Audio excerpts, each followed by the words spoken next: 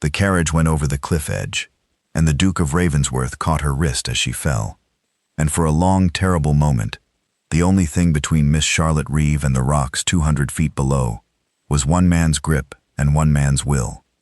It had happened in the space of 10 seconds, on the high coast road above Ravensworth, in a storm that had come up out of nowhere and turned the evening black. The Duke had been riding home along the cliff road. He knew it in his sleep, had ridden it 1,000 times. When he came round the headland and saw, in a flash of lightning, the thing that would visit his nightmares for years, a traveling carriage, its horses maddened by the thunder, careering along the cliff edge out of control, the coachman fighting a losing battle with the reins.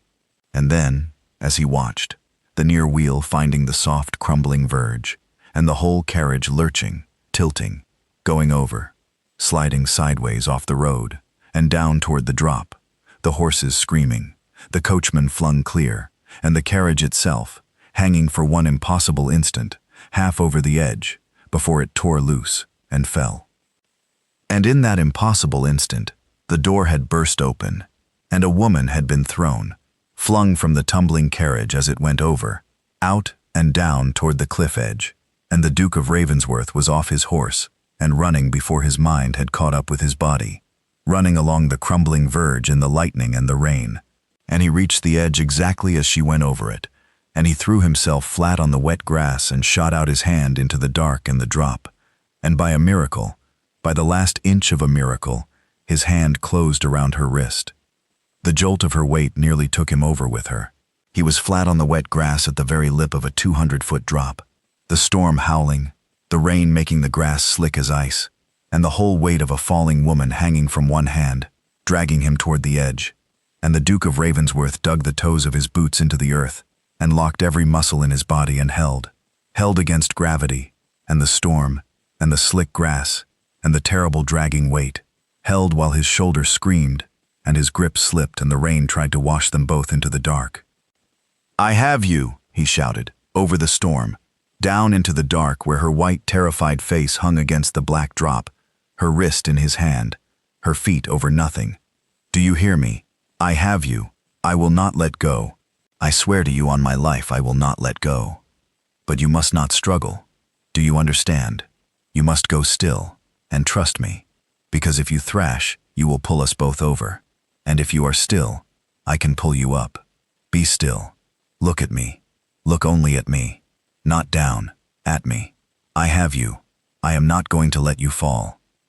And Charlotte Reeve, hanging over 200 feet of nothing, with a stranger's hand around her wrist, did the bravest thing she had ever done, which was to obey, to master the animal terror that screamed at her, to thrash and grab and climb, and instead go still, and lift her eyes from the drop to the straining face of the man above her, and trust him, a total stranger, with her whole life, because he had told her to, and there was nothing else left to do. It took everything he had, and more than he thought he had.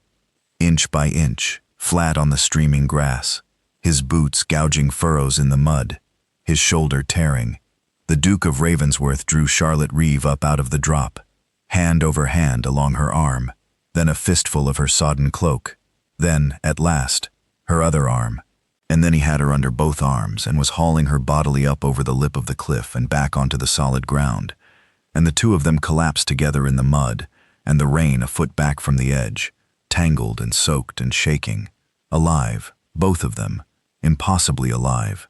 For a long moment neither of them could do anything but shake and cling to each other and breathe.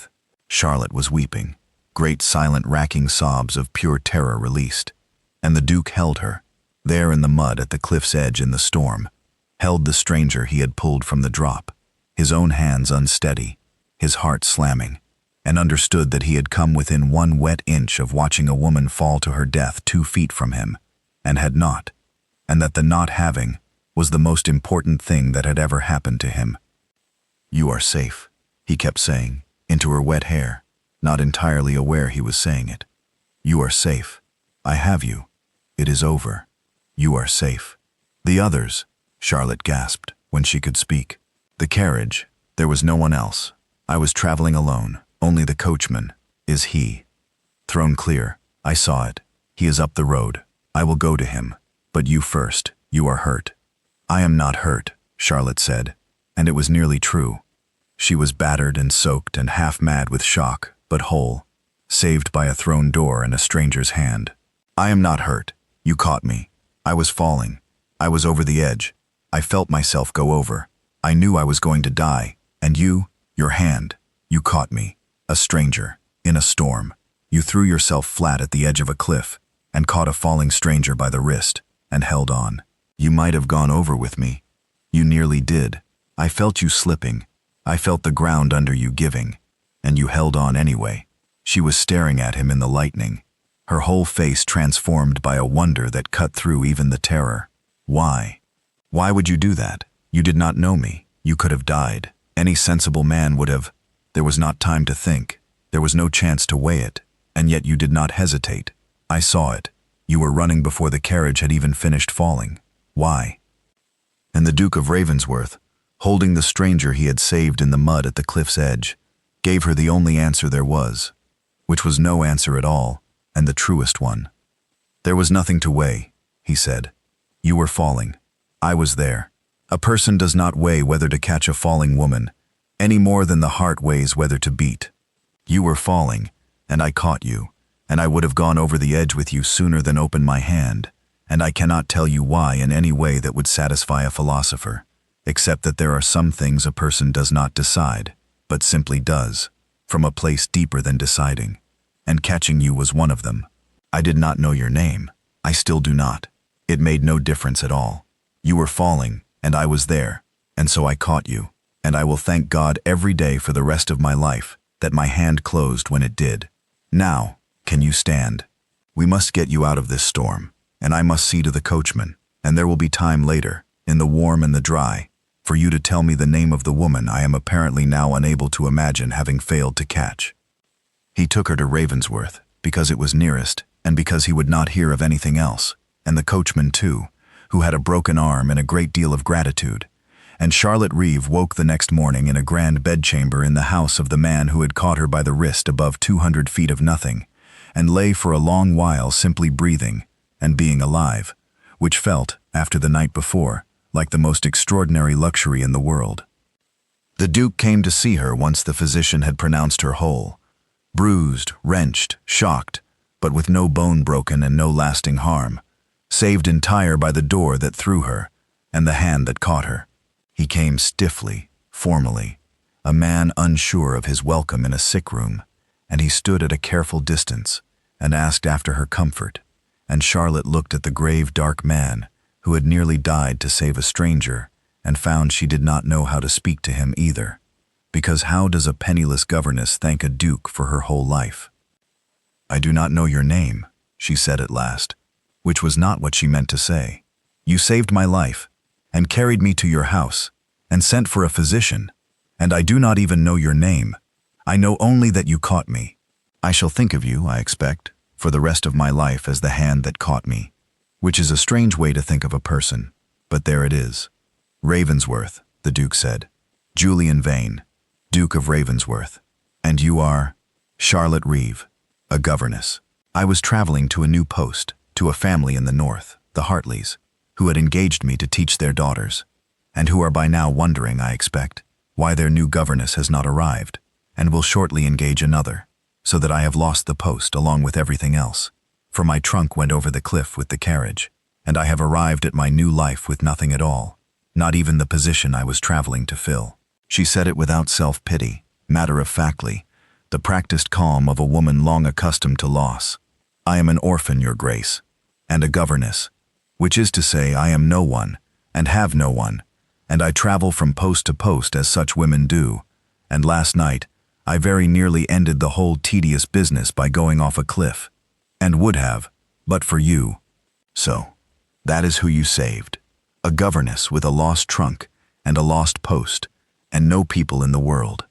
I am sorry it was not someone grander, for all your trouble, but I am, whatever I am, extremely grateful to be alive, and I shall find another post, and be no further burden to you, as soon as I can stand without the room tilting." And the Duke of Ravensworth, listening to the woman he had saved, describe herself as no one with no one, felt something turn over in him, because he recognized the particular flat calm of a person who has been alone so long, they have stopped expecting to matter to anyone. And he had worn that same calm himself, in his own way, for years. "You will not be finding another post as soon as you can stand," he said. "You will be recovering, here, for as long as it takes, because you were thrown from a carriage over a cliff last night, and no one recovers from that in a day, whatever they tell the physician. And you have not lost your post through any fault of your own, and I will write to your Hartleys myself and explain. And if they are the sort of people who would turn off a governess for nearly dying on the road to them, then they are not people you wish to work for, and I will find you a better post, or—" He stopped, surprising himself. "We shall see. There is time. You have had a terrible shock and lost everything you owned, and nearly your life besides, and the last thing you need is to be worrying about posts and trunks. Rest. Recover. You are safe here, and welcome, and no burden to anyone. A house this size does not notice one guest, and I find I would rather it noticed you than not. Rest, Miss Reeve. The world and its posts will keep." He came every day after that. He told himself it was to see that she recovered, and it was, in part. But it was also, and increasingly, that he found he did not want to be anywhere she was not, that the grave, cold house he had rattled around alone for years had become, with Charlotte Reeve in it, a place he was glad to come home to. For the Duke of Ravensworth was, like so many of the men in these tales, a lonely man, his parents long dead, his few relations distant, his rank a wall between himself and any real companionship, and he had grown so accustomed to solitude that he had stopped feeling it as loneliness and simply called it his life. And then he had caught a falling stranger by the wrist and brought her home, and discovered that having someone in the house to talk to look in on, to think about, was a thing he had been starving for without knowing it. And Charlotte, as she recovered, came to know him, the grave, lonely, kind man under the ducal reserve, and to like him, and then, against all her governess's good sense, to more than like him. She was not a fool. She knew exactly what she was, an orphan governess with nothing, and exactly what he was, a duke, and she knew that the shared intensity of a near death was a treacherous foundation for any feeling, that gratitude could counterfeit love, that a woman saved from a cliff might easily mistake her rescuer for her heart's desire. So she guarded herself, and told herself firmly that what she felt was gratitude and nothing more, and that as soon as she was well, she would take a new post and go, before she could make the oldest mistake a governess can make. But the guarding grew harder every day, because the Duke was not merely her rescuer. He was, she discovered in the long convalescent conversations, genuinely the kindest and most interesting man she had ever met. And the feeling that grew in her was not the fever of gratitude, but something quieter and more dangerous and far more real. There was one gray afternoon of her convalescence that she thought of, ever after, as the moment she stopped being able to call it gratitude. The rain had set in again, the same coast weather that had nearly killed her, and the Duke had come to sit with her, as he did each afternoon, and instead of the careful, stilted courtesies of the first days they had fallen, by then, into real conversation, the kind that forgets the clock. And somehow it had come round to his solitude. She had asked him gently why so great a house held so few people, and whether he was not lonely in it. And the Duke of Ravensworth, who never spoke of himself, had found himself answering. "I have been alone a long time," he said. "My parents died when I was young, within a year of each other, and I inherited a great estate, and a great name, and no one at all to share them with. And a duke, you understand, cannot easily make friends. Everyone who approaches wants something, or fears me, or performs for me. The rank stands between me and any ordinary human closeness. So I stopped seeking it. I told myself I preferred solitude, that a man in my position was better off self-contained, that the great empty house was peaceful rather than lonely. And I half believed it, for years. And then I caught a stranger off a cliff and brought her home, and discovered that I had been starving, that having one person in the house to talk to look in on, to think about while I went about my day, has made me happier in a fortnight than I have been in a decade of my peaceful solitude. It turns out I was not self-contained at all, Miss Reeve. I was merely alone, and had called it a virtue because I could not see any way to be otherwise. You have rather exposed the lie of it, simply by being here." And Charlotte Reeve, who had described herself to him as no one with no one, felt the recognition go through her like a key turning, because she knew that loneliness from the inside had worn the same brave calm over the same emptiness for years. "I know that exactly," she said, low, "the calling it a virtue. I have done the same. A governess is always alone, never quite family, never quite servant, belonging nowhere, moving from house to house, close to no one, because she will only be moved on again. And I told myself, as you did, that I preferred it, that I was independent, self-sufficient, that solitude was freedom rather than loneliness. And it was a lie, exactly as yours was. I was not free. I was alone, and had made a virtue of it because there was no other way to bear it. We are, I think, the same kind of lonely, Your Grace.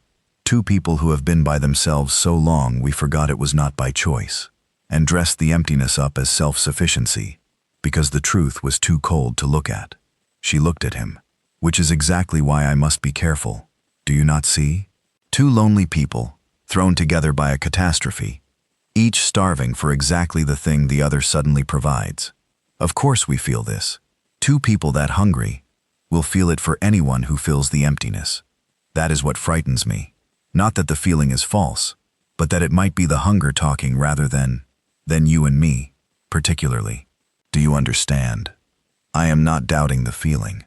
I am doubting whether it is you I have come to need, or merely someone, anyone, after so long alone." The Duke was quiet, and then he said the thing that stayed with her. "Then that is the question your time and distance will answer," he said. "You are right to ask it.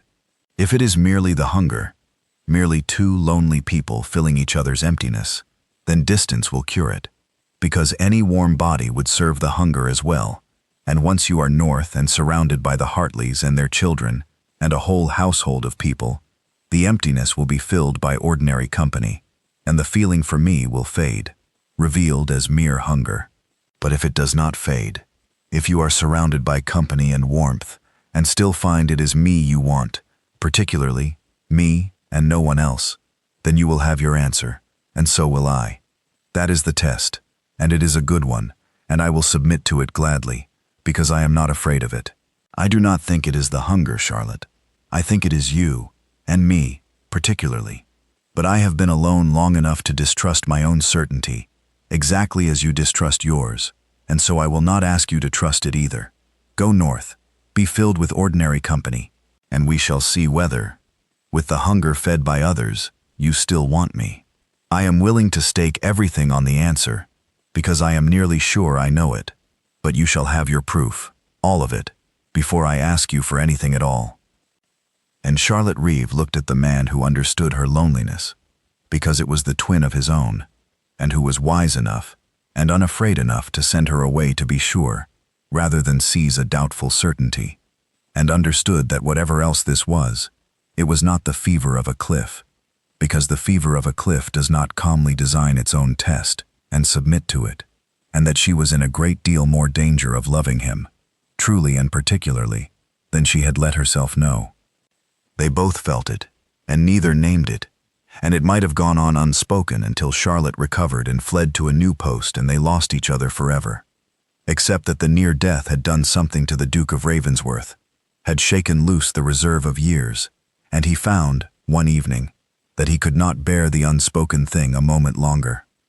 "I have to tell you something," he said, "and it is going to sound like the fever of a shared catastrophe, and I have interrogated myself about that very thoroughly, so let me say first that I do not believe it is.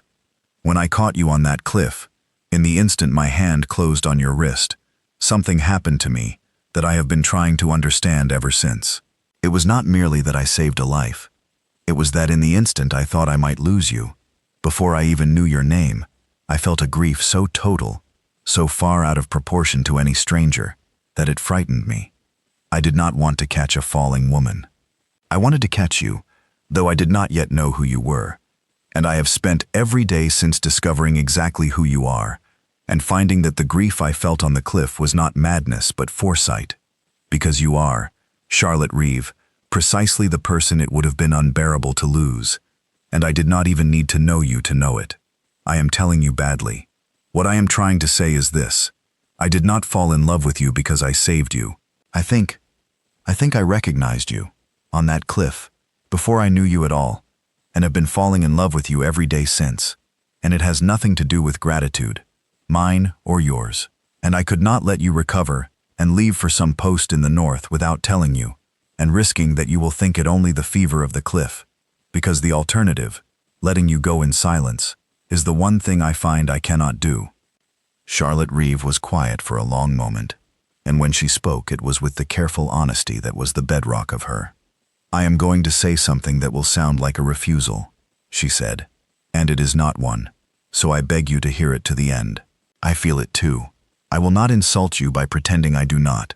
You have been honest, and you deserve honesty back. Something happened to me on that cliff as well, and something has been happening every day since. And it is not. I do not think it is only gratitude, though I have interrogated myself as thoroughly as you have. But here is my fear, Julian, and it is a real one, and I need you to take it seriously rather than sweep it away. We met in the most extreme circumstance two people can share. You held my life in your hand above a 200-foot drop. I trusted you with my whole existence in a moment of pure terror. That kind of experience forges a bond of enormous intensity, and intensity is very easily mistaken for love, especially by two lonely people who have each been starved of connection for years. I am afraid that what we feel is real in this house, in the aftermath, in the intensity of the thing we survived together, and that it might not survive the ordinary daylight of the wider world.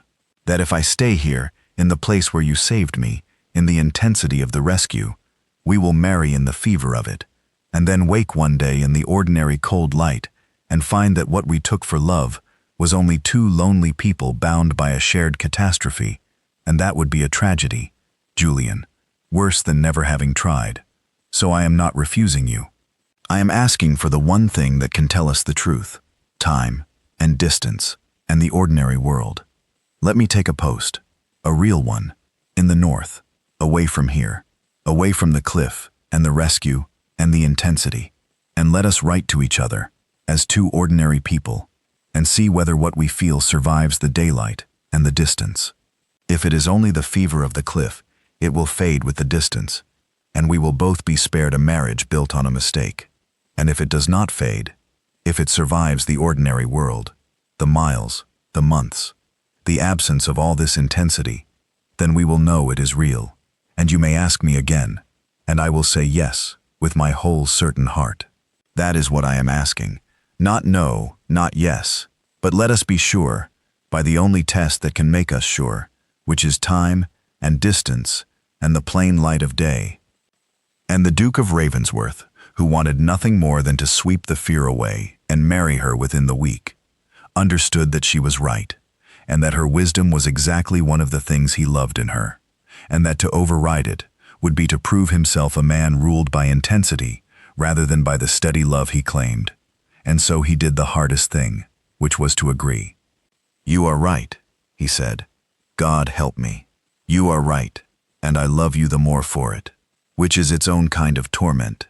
Very well, take the post. Go north, into the ordinary world, as far from this cliff and this house as you like, and we will write, as two ordinary people, about ordinary things.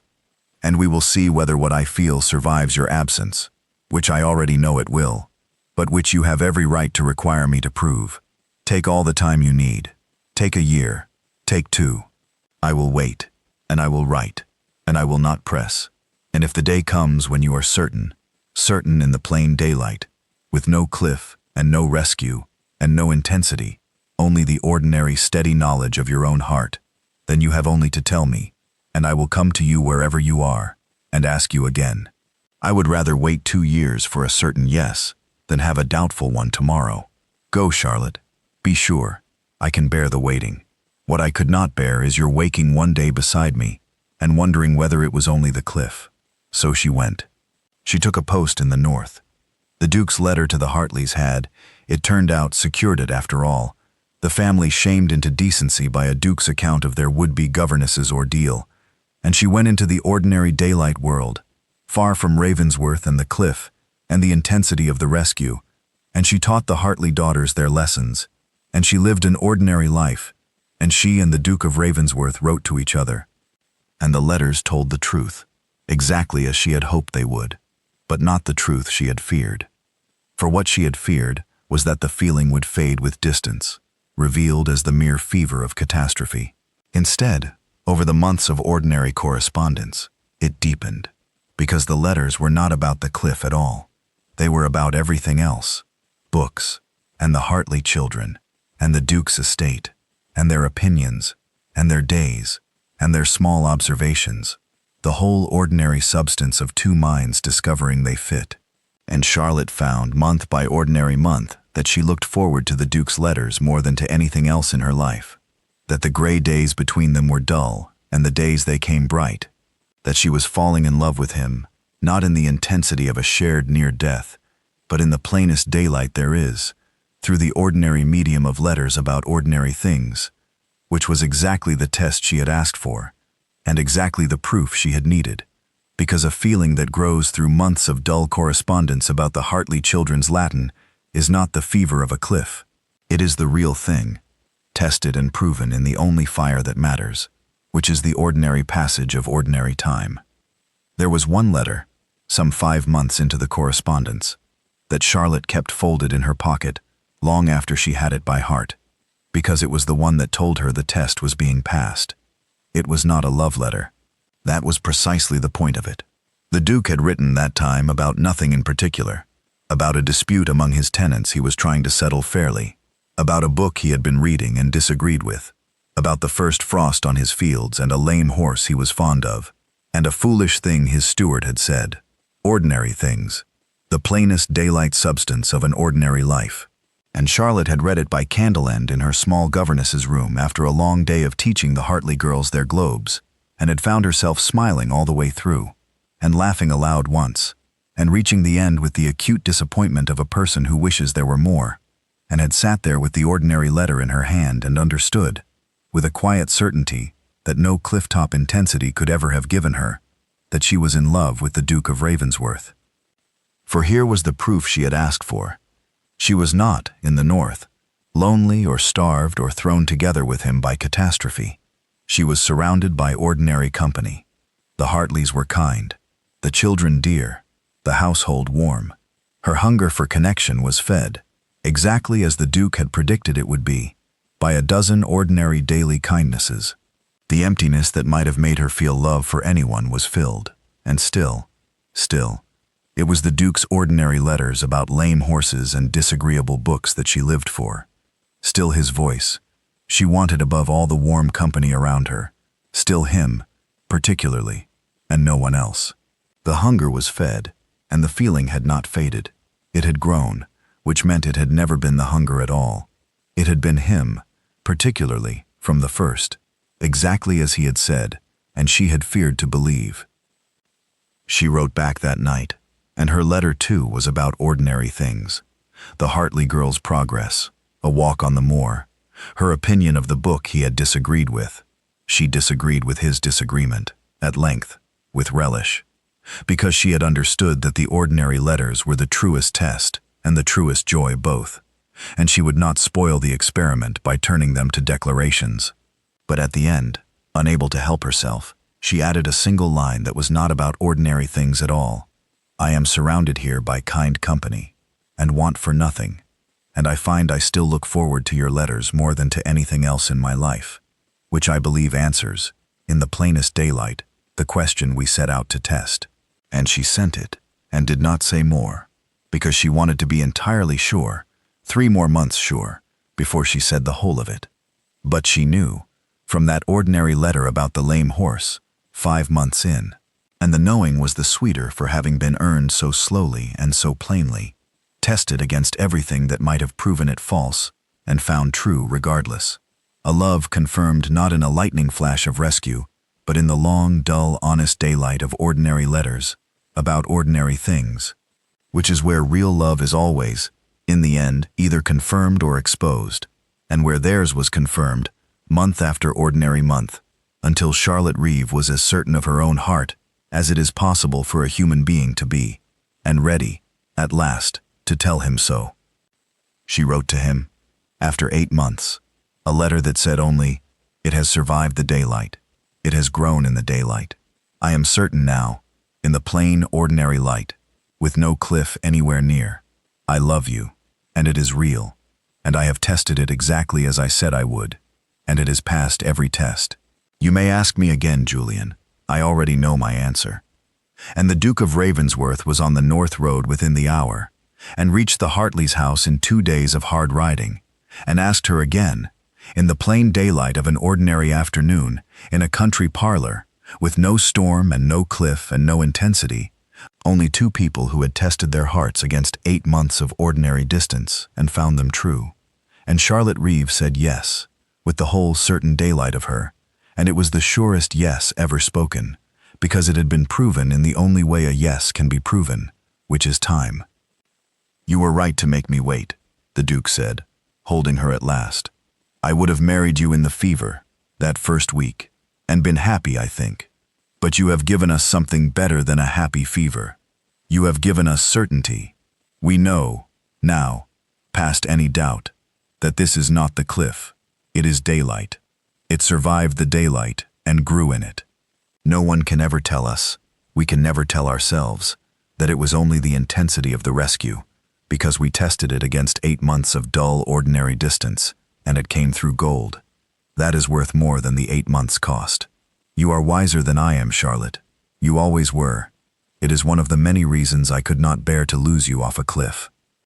They were married in the ordinary daylight of an English spring, and it was, by every account, one of the surest and happiest marriages in the county. Sure with the particular unshakable surety of 2 people who had tested their love against time and distance and the plain light of day and found it true, and who therefore never once, in all their long years together, had to wonder whether it had been real.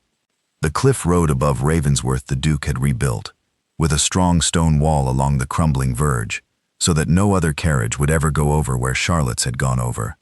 And he had it done, not as a monument to the rescue, but as a plain, practical kindness, so that no other traveler would fall and no other stranger have to be caught. But Charlotte knew what it was, and loved him for it, and they walked that stretch of road together sometimes in the evenings, safe behind the new wall, looking out at the drop that had so nearly taken her, and had instead given her a whole life, and marveling at the thinness of the inch on which everything had turned, the thrown door, the reaching hand, the grip that held. "You caught me," Charlotte would say, looking out at the drop. "I caught you," the Duke would agree. "And then you let me go," she would add, which was the harder thing, and the better one. "You let me go north, into the daylight, to be sure, when you wanted to keep me. The catching saved my life. The letting go saved our marriage. You did both, Julian, and the second was harder than the first, and I have never told you how much it meant, that a man who had just risked his life to catch me was strong enough, when I asked it, to open his hand and let me go and trust me to come back sure. Most men could do the catching. Almost none could do the letting go. You did both. That is why I am certain. That is why I have never once doubted. You proved, twice, that you would do the hard thing for my sake. Hold on when holding on was agony, and let go when letting go was worse. And a woman who has been loved like that need never wonder about anything again." And the Duke of Ravensworth would draw his wife back from the edge, behind the safe new wall, and think that of all the things he had done in his life, the catching of Charlotte Reeve above 200 feet of nothing had been the most desperate. But the letting her go north, to be sure, had been the truest, and that love, real love, was made of both. The fierce grip that will not open in the crisis, and the open hand that trusts in the daylight, and that he had, by the grace of God and the wisdom of the woman he loved, learned to do both, and been given, for the learning, the surest happiness a man ever had.